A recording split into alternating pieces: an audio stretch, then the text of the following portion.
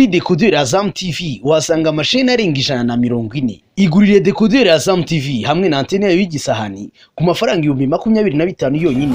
Ushobora kugura ifatabuguzi rya Azam Pure ku 3,500 gusa ku kwezi. Hari kandi ifatabuguzi rya Azam Plus ku mafaranga 4,500. Wakwigurira kandi Azam Play ku mafaranga 6,500. Tuafitiye kandi full bouquet ku mafaranga 9,500. Mwaduhamagara kuri 0728502002. Azam TV, imyidagaduro kuri bose.